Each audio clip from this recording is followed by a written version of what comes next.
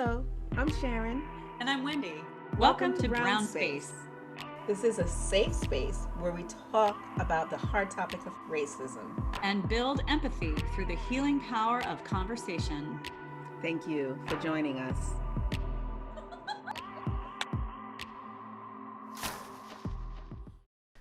Hey, Sharon. Hi, Wendy. How are you? I am great. How are you? I'm wonderful. Wow. So we actually launched our first conversation and Did. great feedback. I'm so thrilled and excited. Can't wait to see the impact. I know it's going to be a positive um, process for us. It has been already. It's been amazing. Um, yeah, just the support and enthusiasm that we've heard from our friends and family. And so much has been going on since our last conversation. We had a presidential inauguration with Yes. groundbreaking vice presidential inauguration. Woohoo! Kamala Harris. Yes. We have come a long way as women and women of color, Color. Hmm. for sure. And so, I'm just excited. I was so moved by Amanda Gorman and her poetry, and it's just so refreshing to see it live and out there for the world to see. It's not that she's a unicorn, Right. you know. Um, However, what she had to say needed to be heard Hmm. at that time in that particular arena. We have so many talented young people who are of color, of African descent, that do amazing work and writing and art and literature in the communities that they are located. But it was really refreshing to uh, see her out front like that. It's great. Yeah, you're absolutely right because the nation as a whole, I don't think, gets to see all that's going on locally, in communities. And so to take a young woman of color and say to the national audience, put her on a national stage and say, "Wow, hello." I feel like she really had her finger on the pulse of what's going on in this country. That there's a heartbeat that wants to be more inclusive and wants to understand and wants that empathy to play in and bring us together more, and it's not to make things perfect right away, but to make things better little by little with more understanding. I loved her. I think the whole world kind of jumped up collectively when she finished and said, have the courage to see the light and have the courage to be the light. And That's I'm right. paraphrasing, I should pull out the poem, but I think everyone knows what I'm talking about. It's that last line, and I was like, oh, yes, just my Yes. heart skipped a beat. And you and I texted each other simultaneously. We were like, yeah. That was so cool, even us starting with our first um, video recording of our conversation, and to see that that same theme is what we started out talking about, and that is what we're striving to be and should be reminded of, that we are the light Yeah. that lights the world. So that was just like, oh my gosh, we Yeah. are all so connected. Each We're one all of so us, connected. each one is a light. Yes, and connected. You're so right. Very cool. Yay. Well, and then we were talking with Kalia, right, with your daughter, and she mentioned Joe Biden's comment, which again I'm paraphrasing, about, why do we talk about aliens? Why do we use the word alien, which makes it sound like such a club? You belong to the club or you don't. And so he's starting to say, non citizens is perhaps an improvement over this word alien or even immigrant. Immigrant's okay, but then it starts to get thrown around in negative ways that needs Mm-hmm. it needs redeeming. Um, but I really loved her point. She's echoing our president now and saying, yeah, we need to watch our words, how we assume things based on the words we use. Absolutely, absolutely. And the thing is that it's the words that we use in a negative way that is causing um, that divide, that systemic racism, because it's so embedded in our conscious and subconscious. Yeah, We yeah, hear immigrant or alien, and that already is a negative connotation, and we just take it for granted. And, mm-hmm. hey, I'm an alien, and if Mm-hmm. you were to, if truth be told, most people in the United States of America Yeah, are aliens or descendants of aliens. So that makes them an alien. absolutely. And that I think that's what's really cool about this country, is that if we honestly look at the history, that's that's the case for the vast majority of people. Hmm. Um, so then we I don't know, is it just human nature then to say I need to feel like I belong, so I'm going to, in my mind or in practice, make make a distinction and start a caste system almost of who belongs and who doesn't. And you're more alien than I am or whatever. Yeah, and it's not even so much a sense of belonging. There's that part of us that wants to feel like we're good or we're better, Mm, you know.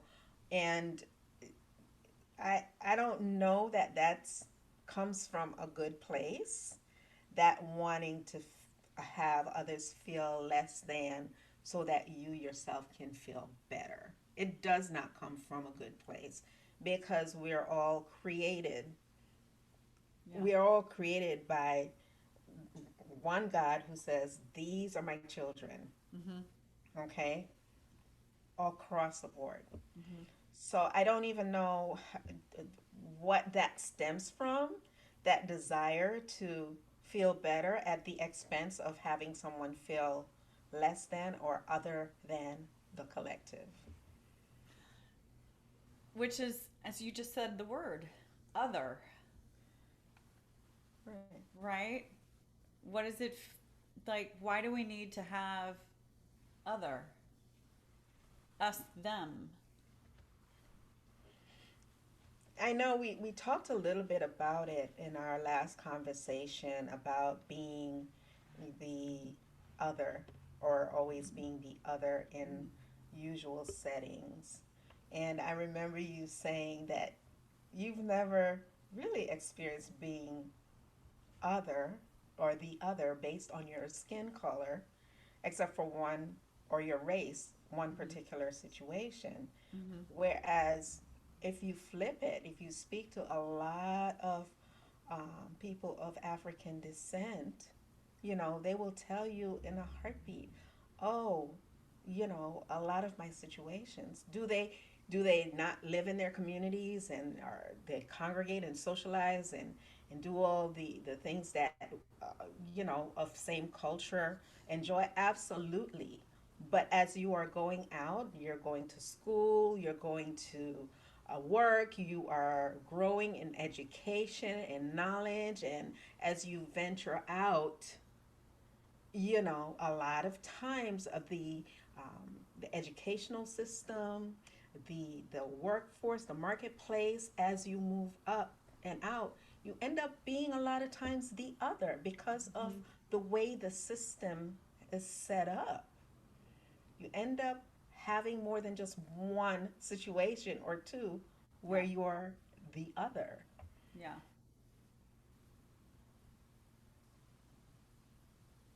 What about the words majority and minority?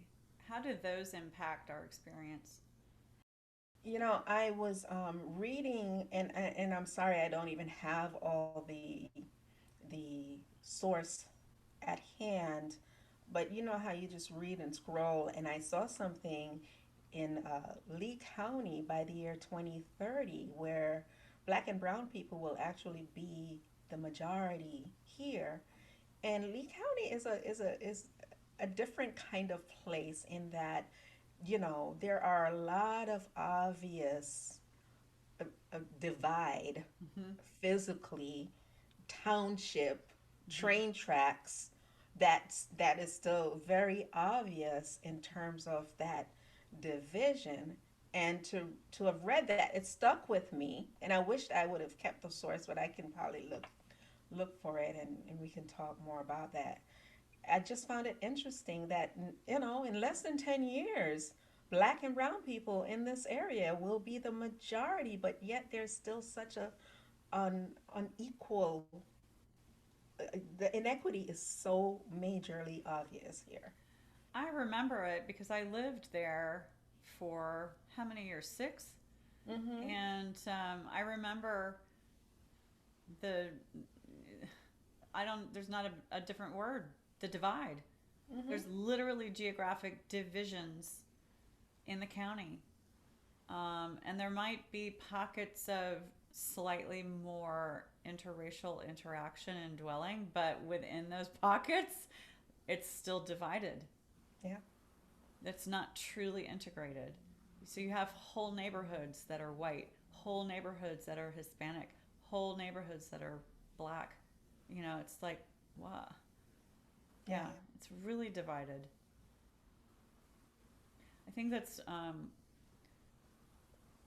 it's been something I've actually been looking for is a more diversified experience and just living. So I remember living there thinking, this is uncomfortable to me because I guess it was dawning, even though the term white privilege was still new to me within the last 12 months. And coming to terms with it is an ongoing exploration and discovery in terms of the systems of my mind, right? Those sort of your default setting that you don't even look at and you go, oh my gosh, there's a white privilege thing popping up here. I didn't even realize. Like, ugh, shock. So that's, anyway. um, but I think I was starting to feel the discomfort of that white privilege as an abnormal way of living as a human being. That this is not how I want to be. And I started to look back over my entire life. I was raised in Richmond, Virginia, which is a really culturally rich place. It was a wonderful upbringing, except that it was so divided geographically. And the wealth was so divided, and the opportunities were so divided. And definitely, I can see the systemic patterns. But when you're raised in it, you don't know that's what's going on in your thought, that you're, you know, oh, it's just the way it is. Why You is it just that? Go ahead. yeah. You just figure that that's, as you said, that's the way it is, and everything is okay. Right, Everything is fine, right. but it's not, because No. when people get murdered and are pressed down and are kept from being uh, working and being to their Mm-hmm. full potential just simply because there's not that understanding Mm-hmm. of the other person, or you're not used to them because again you've grown up in that little pocket of what you think was okay, then there's a problem, right? I remember being uncomfortable. Many of us were uncomfortable um, with the status quo. So we weren't just okay with it. We didn't necessarily know how to talk about it or what to do about it as middle school, high school students, and even, no, I think that's about when I started to realize. I was probably around the age of 12 or 13 when I started to become more aware. Um, I was much younger than that when I noticed it, but I didn't realize it was so widespread until I got into middle school. And then in high school, we had two young women of color join our class. Our all white school suddenly had two black girls. And they were very free about how they talked about race and being bussed in and we're the tokens. And I remember being so uncomfortable about that, not knowing how to talk to them about it, which is sad. So, what I'm realizing now is that I need to get out of my comfort zone big time. Just, there's no excuse anymore. Stop being afraid to talk, stop being afraid to mess up. Say something in order to have the conversation. Break the silence, even if you do it wrong, because somebody's going to respond and the conversation got started. Absolutely, and um, always with respect and humor and genuineness of heart. I don't think any person would, uh, you know, just blatantly, you're wrong about that. Mm-hmm. You might have encountered that. I don't know.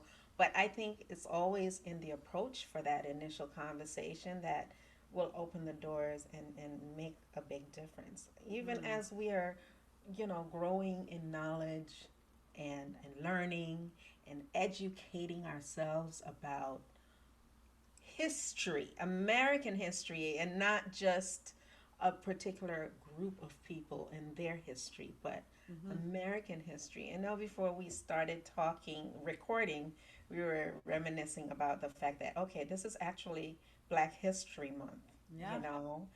and there is such a big push to let's really delve into the history of America and African people of African descent and um, the transatlantic slave trade and how that affected our history. And there's like this big, always, for the however many years I've lived here, over 5 decades now, it's it's that 1 month, unless you as a family or a person decides, you know what, I want to know the whole history, not just the parts that I get fed in school. It's Mm-hmm. all very important.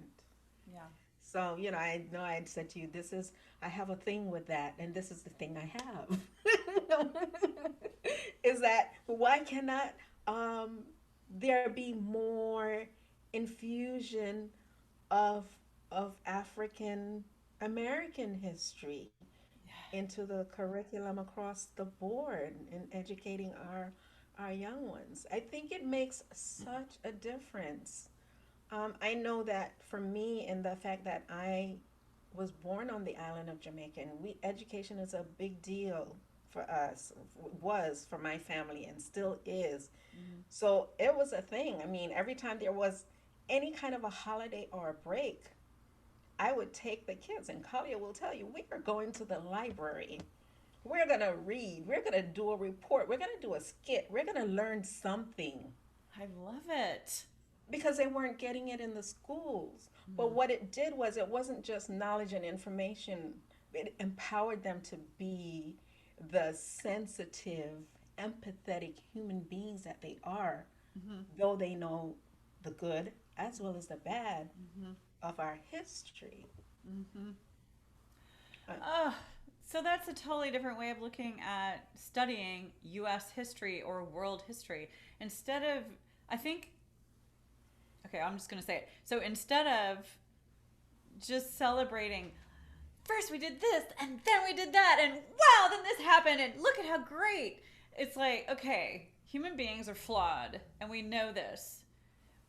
There are times when we try to do our best, and there are times when we're so afraid of losing what we've got that the worst comes out.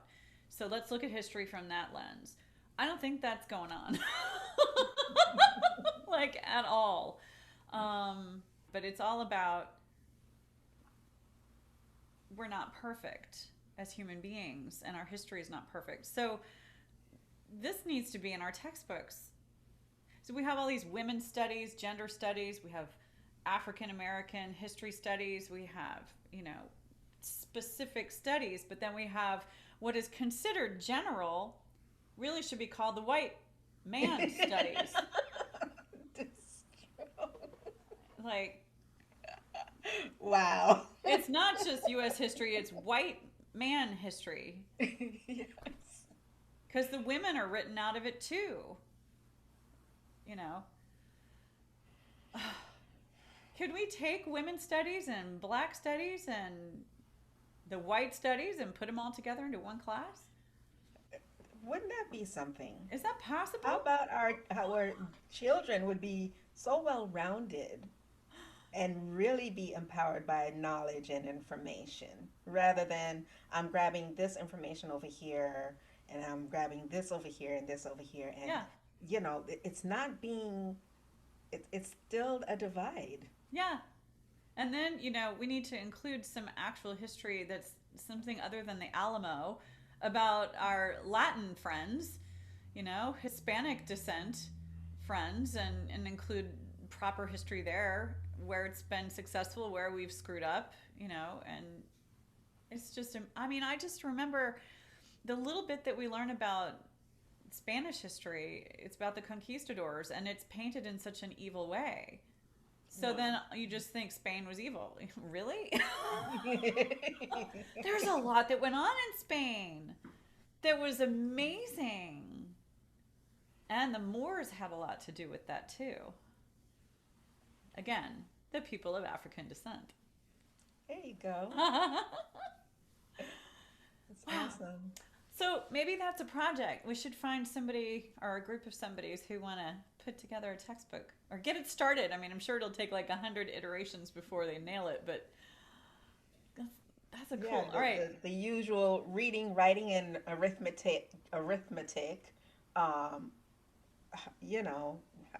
Infusing. Yeah. Integrating. Yeah. Everyone in it. That would be amazing. Oh well, my goodness. I remember in 5th grade learning about little, what you learn in 5th grade about world history. And of course, it's going to be ancient civilizations. And they talk about the Mesopotamians and they talk about the Egyptians, but they don't say, guys, these people were black. They don't. It's not mentioned. They really don't. They still don't. A few years ago, I used to be a guest teacher a lot in the K through 12th grade, and everything that you're mentioning, and the shock on their faces, because I'm going to say it, right? Did you know that these people were of African descent or black people? And really? Egyptians? Really? The shock. Seriously. Oh my God. And, I would be like, okay, so what are these teachers telling these students? Are they just kind of going through as it is written in the book? Mm-hmm. And it doesn't take away from your rigor or your delivery of your lesson to point that out. Yeah. What is the thought behind that? Is it that we don't need to talk about color, or what's that? I really don't even know. I think people don't think about it. And we see, hieroglyphs, and they're not necessarily super dark, but it doesn't mean that their features and that their race and the descendants, that their ancestors were not African, black. Mm-hmm. And it's like when you realize that, of course, white people didn't live down there. White people came from the North Pole where it's cold and there's no sun, I'm exaggerating, of course. But yeah, I, like if you think about it, then the vast majority of the world is not white in terms of our descending. Yeah. So there are It's all kinds of wonderful responses that I've noticed on Facebook and Instagram where people of all races are starting to write more children's books that are inclusive. So they're, to help give black and brown children, boys and girls, um, a body of literature that they can relate to instantly, visually, you know. And I have a friend who's actually creating all kinds of learning tools to support the folks of Hispanic descent, Latin descent, um, and I see really literally some of them are Hispanic, some of them are black, some of them are white, and they see the need and they're creating these things. So I'd love to put some of that in our information. So if people are interested, they can click. But also, I'd like to invite our followers to subscribers to comment and like any resources you all know of. That would be really fun to to explore more of those educational resources and literature, um, not just for children, but for the rest of us too. There's so much. There's so much it's coming out. yes, it's really the information age. And I remember we were talking, and you were like, we were talking about ignorance, and we were talking about the fact that, okay, is it about education and knowledge? And a big part of it is, yes, that you have to gather that information, you have to learn. However, it goes past that. So once we do acquire this knowledge of information, it doesn't stop there, right? Now you're armed with the knowledge, and the saying goes, knowledge is power, right? Yeah. But I also we believe that knowledge empowers, because it's how are you going to use that knowledge and integrate that knowledge into who you are, who you will be in the world to others? Mm-hmm. Is it just to gather it just to know it, or to gather it just to say, well, you didn't know this, so you better get that? There's just, what is that thing that's going to be inside of you to turn that power into something that is inspiring and empowering for others?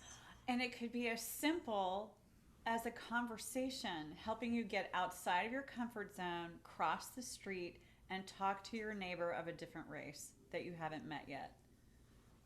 I Yeah. mean, it could be that simple, but that is so empowering. And it creates community and Yeah, empathy right there on your street, on your block. I mean, absolutely. oh, girl, I'm getting tingly. That was good. Thank you. I feel lifted up. Me too. I look Yay. forward to the rest of my week, and I hope you are too. And I have to say this: I think it can become a thing now where I can say, Wendy, I appreciate you, Sharon, I value you. I see you. I appreciate you and I love you. and I love you as well. Thank you, my friend. You've been watching Brown Space with Sharon and Wendy. It's been so great talking and sharing here today. We look forward to your comments below, or you can email us at brownspace2020@gmail.com. Remember, you are the light that gives light to the world.